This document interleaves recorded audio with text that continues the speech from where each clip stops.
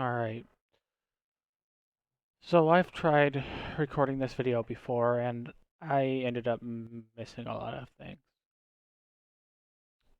I was trying to tell a story quickly because it was hurting and I left some things out that I really needed to.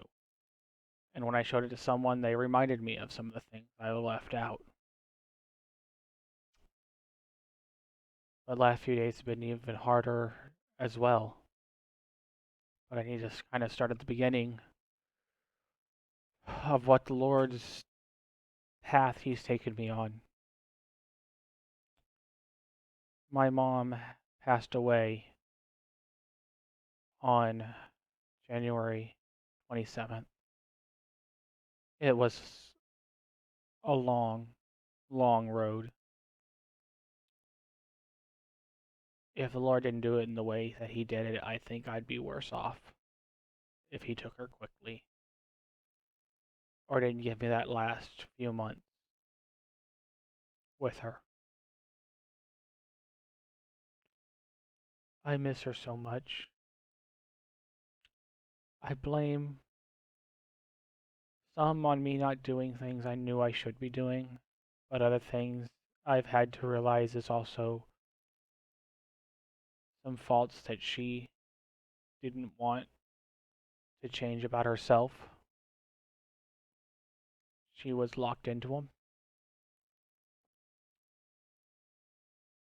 But it all started because her doctor did not want to prescribe the right medication, did not want to do the tests that he needed to do, and she ended up too weak with an infection. Thanks to her doctor doing that, some of it because of some of the quarantines that were going on with COVID, but not entirely. Her doctor, which I had the same doctor, does not do good with his patients. Um, I had him for a while, and I'm diabetic, and instead of reading my chart when he got a new patient, he yelled at me for my first appointment, him not telling me not telling him that I'm a diabetic. You know, at least the front page chart note should have been read, which would have had all my pertinent information. Um, but besides that, he also didn't like to take care of my ear problems that I have. He thought I should just do them at home and stop bothering him, which a lot of the times the home stuff didn't work for me. But besides the point, he was not a good doctor, and he's still not. Not going to give any names on that one, but he's just not. But he didn't prescribe the right medicine or want to do any of the proper testing. And she ended up getting too weak from an infection. Had to go to the hospital. She was too weak to come home. I was my job was to take care of her. I was her caregiver. My job was to take care of her. I got paid to do that. And some people think that you shouldn't get paid for taking care of family, but when you have to take care of family that much and you need money to still take care of them. So being paid for by the state is to do that stuff at a nice at a half decent wage is a necessary thing. Um, as I found out doing this job, a lot more people have just put their parents or elderly in a assisted living center, and a lot of them are still very abusive, as this story will also tell. She had to go to a care facility, and they didn't want to take care of her. They used COVID's quarantine to keep family members out, and because of that, she got abused heavily. I have pictures and memories now, but even regular pictures of her face just with sores all over it because they wouldn't give her a simple washcloth to wash it because they were calling her lazy and saying she could walk and get out of bed. And unfortunately, she was weak from an infection.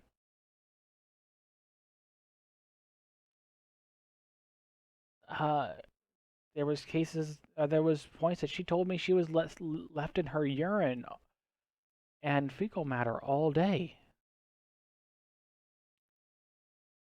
But I think the worst thing is when she asked to be helped in bed one time, they grabbed her shoulders and yanked on her back, yanked her up in bed, and it caused a pop in her back, which got her sent to the hospital again. And she got sent to the hospital in about October of 2020 for a second time. And she went, they found the problem, they found the reason she was in so much pain, and they had to operate. They had to do some back surgery to relieve the pressure on her back. They were hoping not to have to put metal rods and stuff in. I wish they would have gone ahead and did it. It might have turned out different, but they did on that first one.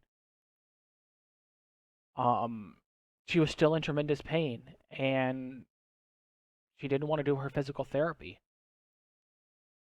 because she was in so much pain. Um, and lonely, very lonely. And the nurses and doctors were kind of ignoring some of the stuff, but they ended eventually getting her into a second surgery where they actually had to put hardware in her back. But unfortunately, I don't know how that could be possible, but they didn't follow proper procedures or something. She got sepsis all the way down to the bone because of the second operation.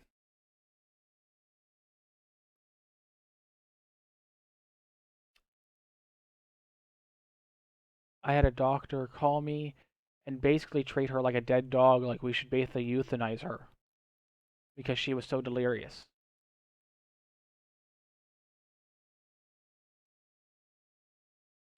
I said no. We fought. And she was getting better, but she was having problems again, not wanting to do the um what do you call it? She didn't want to do her physical therapy properly. She was letting fear instead of the strength of the Lord be have her scared. She was scared that she was going to fall. She was scared that they were going to drop her and let her fall. And so she was fighting the physical therapy, which is what she really needed. And both me as well as her have very dry vocal cords and throats, especially with a lot of the medicines we have to take over the years. And we often have a slight cough. And because everyone's was so scared of COVID, and a cough means you have COVID, that they prescribed her medicine to stop the coughing. It had an adverse effect that killed her in some ways, let alone she wasn't doing the things that she needed herself. She ended up not being able to cough out mucus from her lungs and got pneumonia. She got so scared. Her brother, my uncle, we called him. He said a prayer over us. He made promises to come down and see her. Um, I'm a little bit mad at him, to be honest. He ended up making a whole bunch of excuses of why he couldn't do it. And I'm gonna go on a little tangent here, but I'm I'm sorry. People listen to the Bible. People here have this Bible, and they say they believe this whole Bible.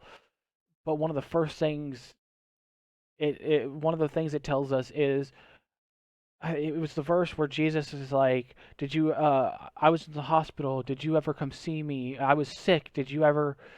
Did you ever do that? You did this for me." And I'm sitting here and I'm thinking, how many people sit there and go, "I saw you needing this, but I wasn't going to help you because it was inconvenient for me."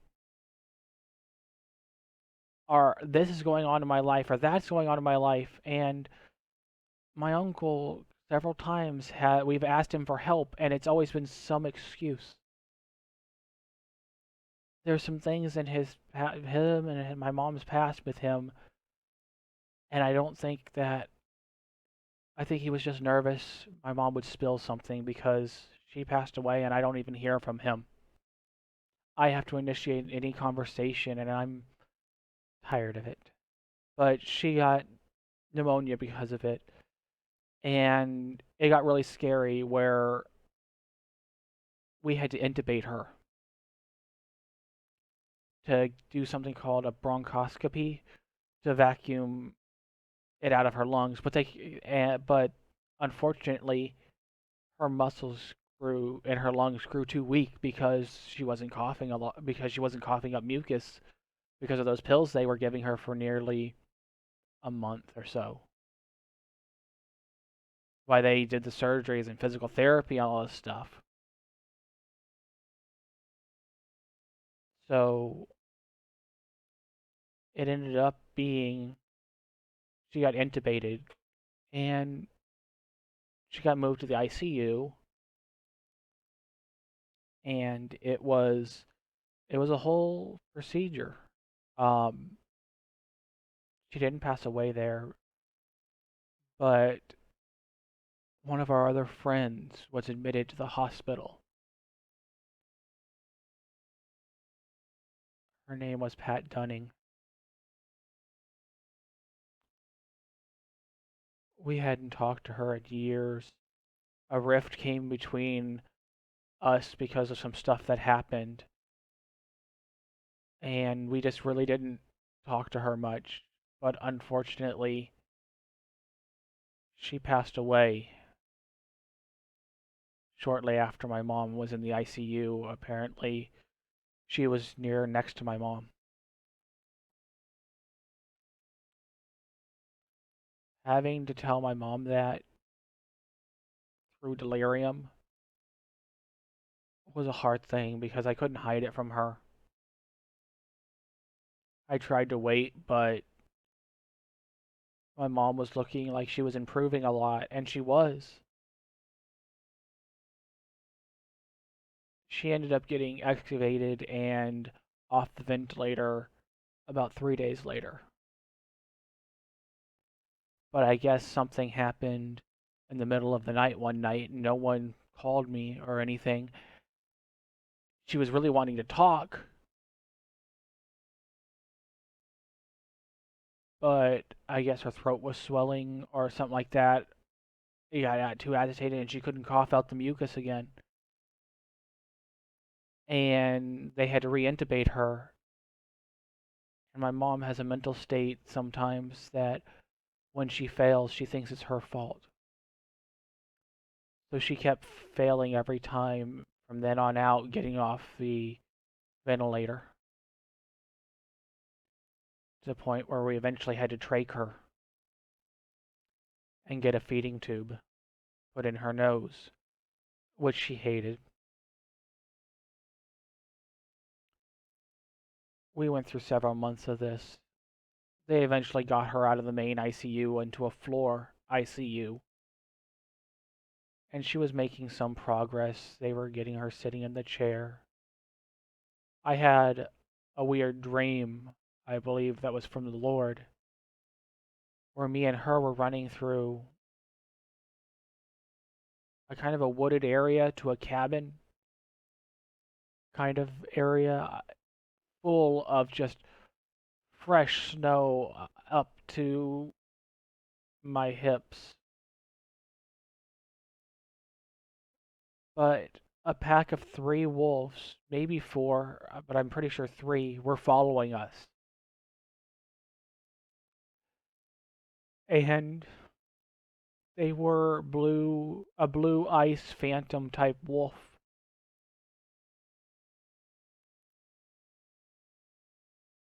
One of them grabbed my leg and was yanking me away in the snow.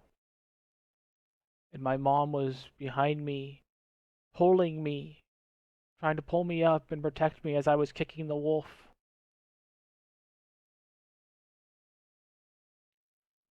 I woke up and I prayed about that dream quite a bit. At the time, I felt like the dream was three demonic forces that were latched on, trying to pull us away. I sat there and I prayed. I prayed for her. I spent days and days. I was already praying for her, but I was actually foregoing sleep for a little while, praying for her, praying for her healing. I started making TikToks asking for prayer on TikTok. I got thousands and thousands of strangers that were willing to pray when my own family, my own people around me felt like it was almost a bother.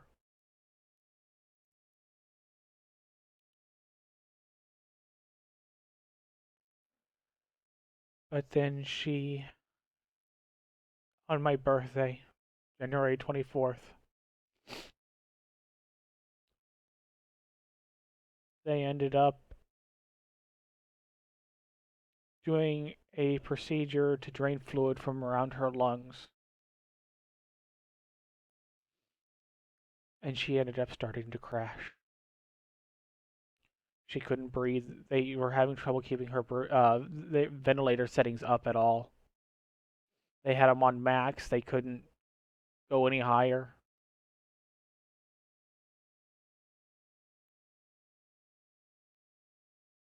And the feeding tube clogged. No one wanted to do what was known as a peg tube, a tube that they would put in your belly going into her stomach because she was a large woman.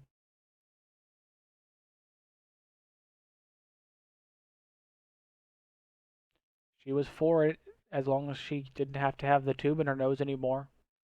But no one wanted to help. Everyone just, we kind of got forced to choose to either let her starve to death or suffocate.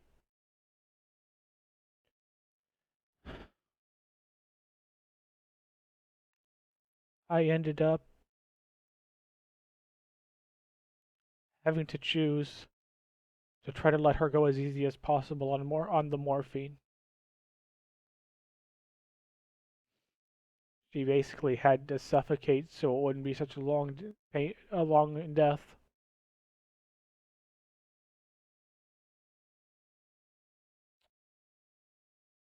The look on her face looked like I betrayed her. I know it's not true, but the look does. The look that I remember looks like that. I felt like no one was there. The only person that actually tried to really stayed by my side was my girlfriend. She stayed on the phone all while I waited beside her bed to pass away.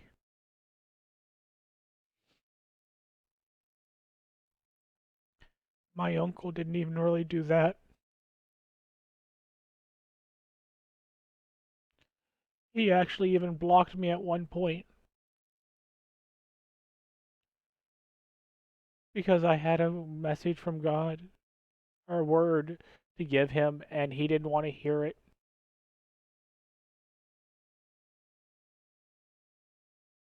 It took months of me calling him or calling his wife to finally get unblocked.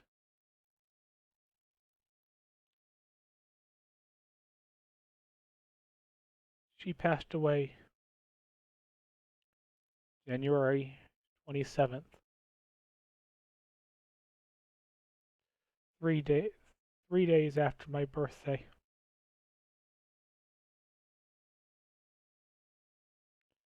The only one that really stayed by my side was my girlfriend.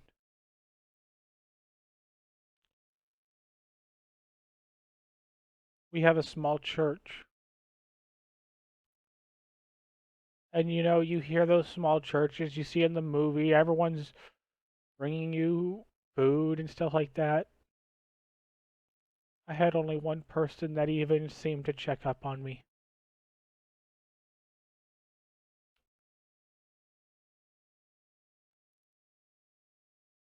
No one else really said or did much of anything.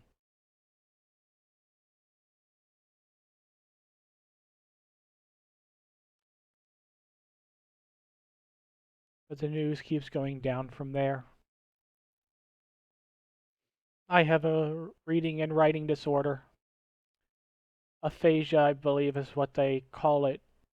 I've had to research it on my own because I was 10 years old when I was diagnosed, and at 10 years old, you don't care about stuff like that. So I've had to research the symptoms and try to put a thing on it. So I have a reading and writing disorder. Like I said, I have a reading and writing disorder that makes it so it's really hard to read and write. I've had it my whole life. I was on Social Security, but because I could get a job taking care of my mom, we didn't go back on. I didn't go when I turned 21. I didn't refile for the Social Security, and I should have because a week after my mom died, I found out I have arthritis in my hips and am going to need a major hip replacement in both hips with tremendous pain already in them.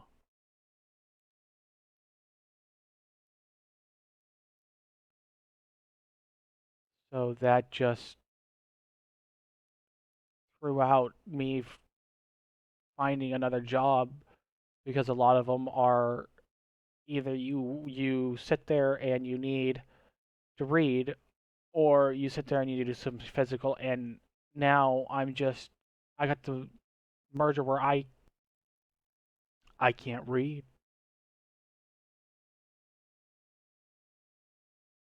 and I can't do much physical more than 30 minutes, which then sitting down for 15, 20, 30 minutes to recover afterwards, depending on how hard it was. Sometimes even just standing is too much.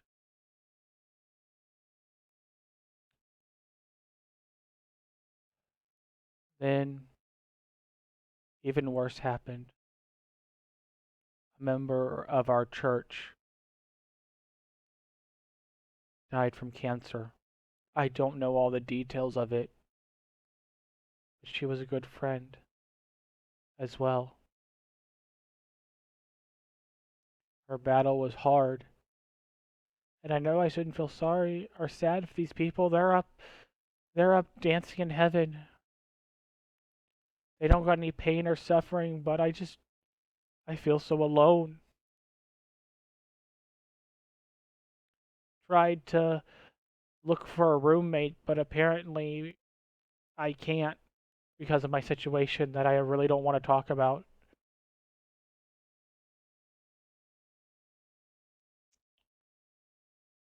But coming into more recent and procrastinating on this, My grandpa, actually, I can't totally say that, but I think of him as my grandpa and her as my grandma. But he passed away about a week ago now, April 24th, I think. He's been battling Parkinson's and dementia, and just one day he stopped eating, went catatonic, is I guess the proper term, and just slipped away very peacefully from what I hear.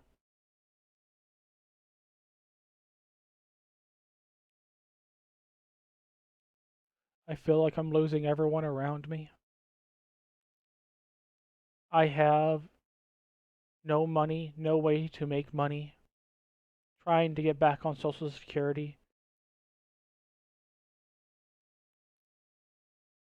but I get to trust the Lord every step through this.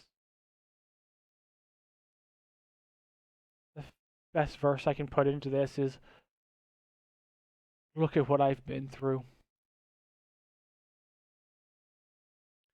And yet the Lord has walked by my side every step of that way.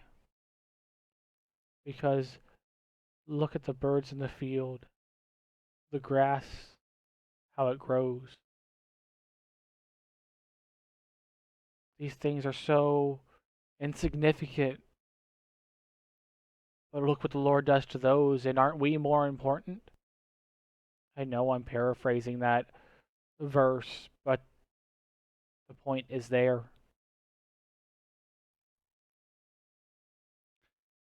I know I can rejoice when I have little, or rejoice when I have a lot. And although I have so much sorrow, He has provided a tremendous amount for me still.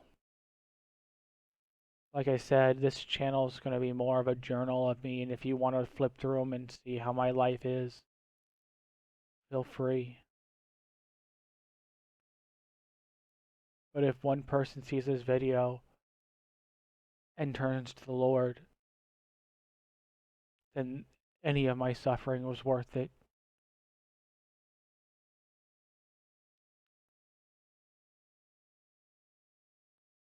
I'm just going to say a little prayer, and if you want to join me in this prayer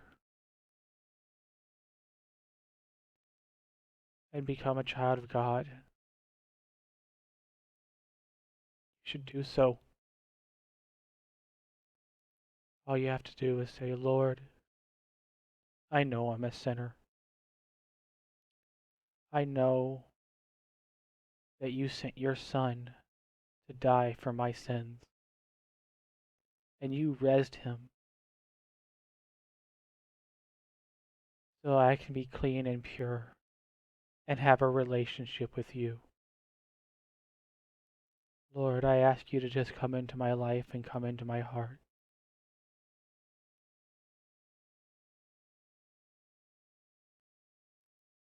I hope someone has said that prayer. Because all the hurt that's going on and all the drama that's going on in this world, you can't be without the Lord. I know you may have to do some hard things and go away from people that aren't so good, that aren't in the Lord. But I can tell you, it'll be the best thing in the world.